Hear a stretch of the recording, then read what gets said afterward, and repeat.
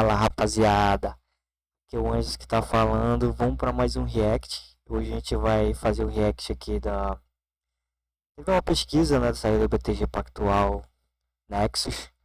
E vamos aqui ver o analista. Vamos ver o que o analista da Nexus fala sobre a pesquisa. Vamos para lá. Esse levantamento, Marcelo, bem-vindo. Boa noite, Thaís. É um prazer falar com vocês aqui na CNN. Que bom. É um prazer recebê-lo aqui nesse dia importante dessa pesquisa. Fazia tempo que a gente não recebia uma pesquisa. A de vocês está extremamente detalhada. E você ouviu a análise que o Daniel fez. E eu queria te perguntar especificamente sobre essa terceira via, com a tua experiência. Pelo amor de Deus, lá vem eles com a terceira via. Ai, meu Deus, cansa esse negócio. Terceira via não tem.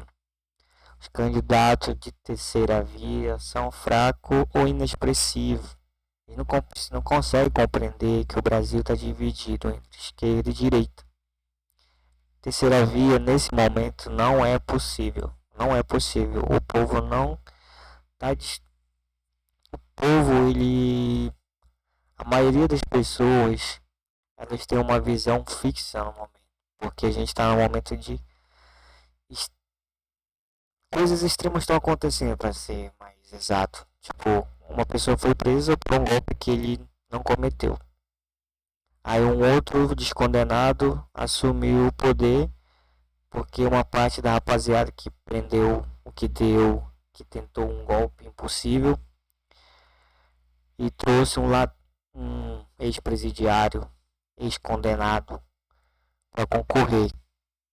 Uma pessoa que tinha um recall grande da população, mas passou 4 anos, continua. Vamos lá. Não era tempo de um candidato de terceira via mostrar mais musculatura, mais força? Thaís, eu acho que a análise que o Rittner fez, ela está bem em consonância com os números, né? Tem uma parcela do eleitorado que, de fato, olha para o cardápio de candidatos e até preferiria não escolher um dos 2 pratos principais. Mas quando ele olha para o restante do cardápio, não tem nenhum prato que, enfim, chame a atenção dele. Então, esse eleitor acaba indo para... Olha aí, não é um analista, eu que sou um abestado, consigo enxergar isso. É que o analista também, rapaz, me surpreendeu. Lula ou para Flávio Bolsonaro. Como você mostrou no início do telejornal, 41% dos eleitores não querem votar no Flávio, mas topam votar no Lula. E outros 41%, é o mesmo número, é só uma coincidência aqui, não querem votar no Lula e topam votar no Flávio. São 2 candidatos, ou pelo menos 2 linhas políticas, né? Lulismo e bolsonarismo. O Flávio é um candidato mais novo, mas herda, né, o capital político do pai, que tem o mesmo nome na cédula, no RG. Enfim, ele acabou herdando esses votos e o eleitor hoje, por enquanto, né, o que a gente vê é que ele está muito disposto a escolher um desses 2 lados. Tem uma parcela do eleitorado que, se aparecer um prato diferente ali no cardápio, ele pode até olhar. Mas hoje, os pratos que estão dispostos ainda não encantaram esse eleitor. Eu acho que é um pouco essa leitura que a gente faz da terceira via. Mas é justamente, meu patrão, a pessoa não está dividida. As pessoas estão divididas porque elas, ou infelizmente ou felizmente, creio que seja felizmente, as pessoas no Brasil, querendo ou não, as pessoas tanto de esquerda, que já é uma força predominante no Brasil já faz pelo menos nos últimos 30, 35 anos. E agora com a direita se consolidando, que é uma outra força também. E surgiu o candidato como o Bolsonaro, que demonstrou, né, que encarnou esse espectro político e mostrou que era possível as pessoas defenderem essas bandeiras, que elas conseguiriam se eleger, né, que foi o caso do Bolsonaro em 2018.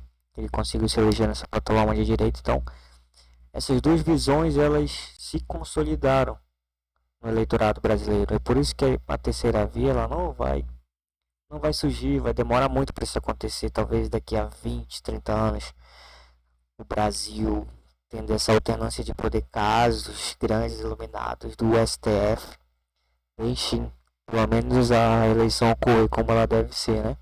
Já não está sendo como deve ser, porque um candidato, ele já meteram na cadeia e já impediram, já estão querendo impedir outros 2. Mas nesse momento, então, voltando ao raciocínio, isso só vai, a terceira via, ela só vai se viabilizar, muito provavelmente só vai haver um candidato que quadre esse sentimento daqui a muito tempo. Por enquanto o Brasil está nessa polaridade e vai continuar. E que é o certo. O Brasil já viveu muito tempo no lado sendo governado no governo de esquerda, e agora, se a rapaziada deixar, né, eu vou passar um tempinho sendo governado pela direita. Vamos lá. Eu gosto até de chamar de terceira opção, né? Tem gente atrás de uma terceira opção, mas a terceira via ainda não foi encontrada. Mesmo ainda não veio. Agora, Marcelo, lá em 2022, a gente viu uma composição diferente do quadro político, até por uma união impensável há pouco tempo entre Geraldo Alckmin e Lula. E Simone... Impensável para quem? Impensável só se for para imprensa. Porque o PSDB nada mais é que a esquerda mais moderada, né? É uma centro-esquerda. Pensava só para os jornalistas. Tebet, que aparece como uma candidata e claramente não tinha força para ser aquela terceira via, mas acabou se juntando a Lula e ajudou a Lula a se reeleger. A Simone Tebet é uma candidata traíra, né? E tanto que ela tem força política, perdeu depois de tanta baboseira que ela falou e contradições, que o estado dela natal, ela não vai concorrer a senadora, nem governadora, nem nada. Pensava que se ela for pra lá, ela vai pegar de uma porrada grande. Por causa da trairagem, no caso, na verdade, traindo suas próprias ideias e os seus eleitores. O que os números te dizem hoje sobre essa movimentação da transição do voto? Acho que até a gente tem uma tela, não sei se o Rafael Serra consegue colocar. Eu queria te ouvir sobre a transferência dos votos. Agora há pouco até nosso Yuri Pita no 360, já no finalzinho, estava trazendo exatamente esses dados, porque essa transferência hoje me parece ter uma característica política diferente, já que temos a tabela de vocês, já até está no ar, Marcelo, para você ficar à vontade e elaborar sobre isso. Mas agora nós temos muitos candidatos de direita e nenhum que poderia, de alguma forma, se juntar a Lula num segundo turno? O que acontece, Thaís, é que o eleitor, ele não tende a ser da mesma característica, todo aquele eleitorado de um determinado candidato, né? Quando a gente olha, por exemplo, para esses números, o que é isso, né? É como votam no segundo turno, entre Lula e Flávio Bolsonaro, os eleitores que escolheram outros nomes no primeiro turno, né? No segundo turno, Lula tem 46, você mostrou aí os números, Flávio tem 45.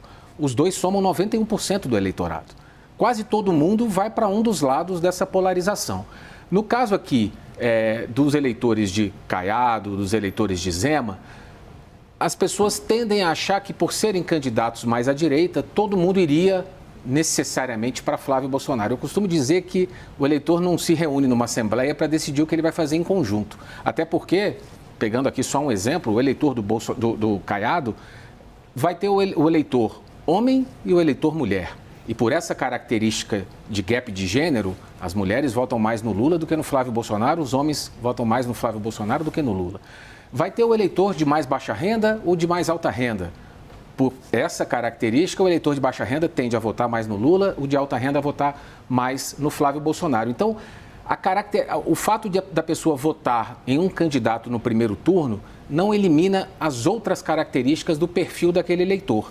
E quando ele vai para o segundo turno, ele acaba se dispersando um pouco. Se a gente olhar para o gráfico, o eleitor do Zema, 3 de cada 4 vão para o Flávio Bolsonaro. O Zema está sendo cotado para ser vice do Flávio. É o mais correlacionado, né? O Caiado, nem metade chega aí para o Flávio. Tem uma parcela do eleitorado do Caiado que provavelmente rejeita o bolsonarismo. E aí ou vai para Lula ou vai para o não voto. Diz que vai anular o seu voto.